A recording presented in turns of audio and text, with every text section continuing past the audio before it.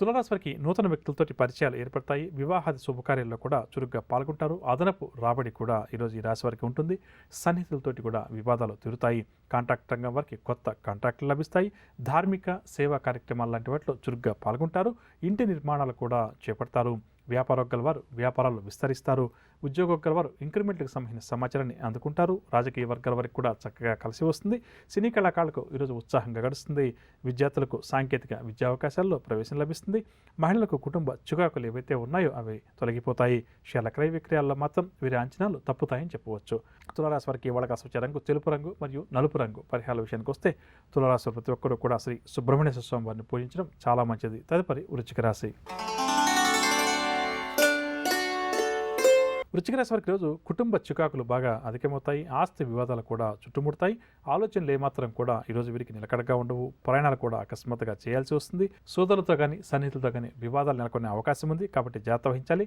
వ్యాపారోగ్యాల వారికి వ్యాపారాలు క్రమేపీ మందగిస్తాయి. ఉద్యోగోగ్యాల వారికి ఉద్యోగాల్లో ఊహించని మార్పులు చేర్పులు. రాజకీయ వర్గాల వారికి కూడా పదవులు చేజారుతాయి. సినీ టీవీ కళాకారులకు మానసిక ఆందోళన అధికమవుతుంది. విద్యార్థులకు కూడా ఈరోజు కొంతవరకు నిరాశ అధికంగా ఉంటుంది. మహిళలకు ఆస్తి వివాదాలు తప్పకపోవచ్చు.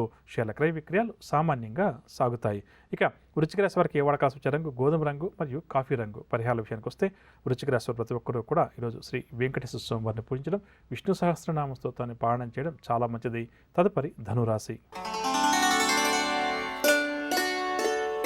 ధనురాశి వారు చిన్ననాటి స్నేహితులను కలుసుకుంటారు. ఏవైతే కార్యక్రమాలు ప్రారంభం చేస్తారో వాటిలో విజయం కలుగుతుంది.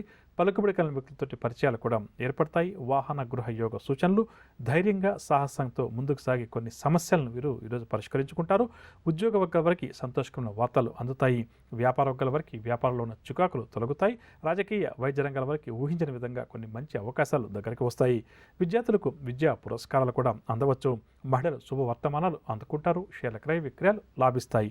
ధనురాశి వారికి ఏ వాడకాల్సి వచ్చే రంగు ఆకుపచ్చ రంగు మరియు గులాబీ రంగు పరిహారాల విషయానికి వస్తే ధనురాశి వారి ప్రతి ఒక్కరూ కూడా ఆదిత్య హృదయ స్తోత్రాన్ని పఠించడం చాలా మంచిది. తదుపరి మకర రాశి. మకర రాశి వారి ముఖ్యమైన వ్యవహారాల్లో ఆటంకాలు ఎదుర్కొంటారు. ఆర్థిక వ్యవహారాలు ఈరోజు వీరికి కాస్త నిరాశజనకంగానే సాగుతాయి. పుణ్యక్షేత్రాలు కూడా సందర్శిస్తారు. ఇంటా బయట కూడా బాధ్యతలు మరింతగా పెరుగుతాయి. సేవా కార్యక్రమాల్లో చురుగ్గా పాల్గొంటారు. వ్యాపారోగ్యాల వారికి వ్యాపార లావాదేవీలు నత్తనడకన సాగుతాయి. ఉద్యోగోగ్యాల వారికి విధుల్లో చికాకులు అధికమవుతాయి. రాజకీయ పారిశ్రామిక వర్గాల వారికి ఒడిదుడుకుల మధ్య కొనసాగుతుంది. సినీ కళాకారులు అంచనాలన్నీ కూడా తప్పడం వల్ల నిరాశ చెందుతారు. విద్యార్థులు కూడా అనుకున్నటువంటి లక్ష్యాల్లో ఆటంకాలను ఎదుర్కోవాల్సి వస్తుంది. మహిళలకు కుటుంబ చికాకులు అధికమవుతాయి. షేర్ల క్రయ విక్రయాలలో ఆశించిన లాభాలు కష్టమనే చెప్పవచ్చు. మకర రాశి వారికి వాడకాల్సి వచ్చే రంగు గోధుమ రంగు మరియు కాఫీ రంగు పరిహారాల విషయానికి వస్తే మకర రాశి వారు ప్రతి ఒక్కరు కూడా కనకదుర్గ అమ్మవారిని పూజించడం చాలా మంచిది. తదుపరి కుంభరాశి. కుంభరాశి వారికి నూతన వ్యక్తులతోటి పరిచయాలు ఏర్పడతాయి. శుభవార్తలు కూడా అందుకుంటారు. ఆదాయం కూడా పెరుగుతుంది. సన్నిహితుల నుంచి సాయం కూడా ఈరోజు వీరికి అందుతుంది. ముఖ్యమైన వ్యవహారాల్లో ఆటంకాలు ఏవైతే ఉన్నాయో అవి తొలగుతాయి. ఆలయాలు ఆశ్రమాలు కూడా సందర్శిస్తారు. వ్యాపారోగ్యాల వారికి వ్యాపారంలో చక్కని పురోగతి కనిపిస్తుంది. అలాంటి వాళ్ళది నిజమైన ప్రేమ కాదు, అది వ్యామోహం. ఎగ్జాక్ట్లీ చిన్నత్త. నిజంగా ప్రేమించుకున్న వాళ్ళు అలా చేయరు.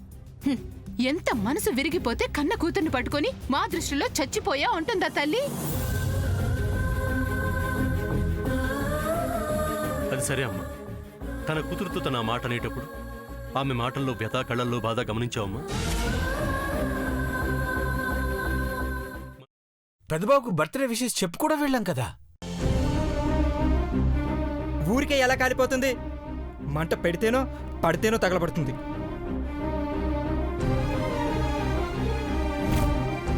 కరెక్ట్ చిన్నబాబు, నీకొచ్చినట్టే నాకు డౌట్ వచ్చింది. పార్వతే షర్టును తగలబెట్టిందనుకుంటా.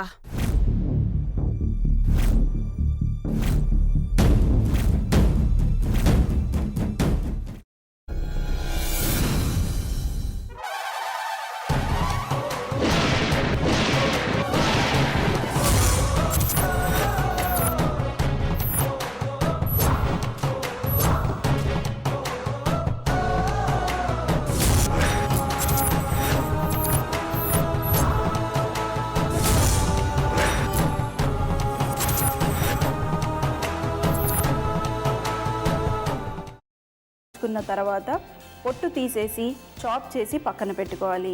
ఒక ప్యాన్లో కొద్దిగా నూనె వేడి చేసి అందులో ఆవాలు, మినప్పప్పు, శనగపప్పు, కరివేపాకు, సన్నగా తరిగి పెట్టుకున్న ఉల్లిపాయలు వేసుకుని 1 నిమిషం పాటు వేయించుకోవాలి. ఆ తర్వాత కాల్చి కట్ చేసి పెట్టుకున్న వంకాయని కూడా అందులో వేసుకుని బాగా మిక్స్ చేసి బౌల్లోకి ట్రాన్స్ఫర్ చేసుకుని అందులో తగినంత చిక్కటి పెరుగు లేదా పల్చటి పెరుగు వేసుకుని మిక్స్ చేసి అన్నంతో కానివ్వండి, చపాతీతో కానివ్వండి సర్వ్ చేసినా చాలా బాగుంటుంది.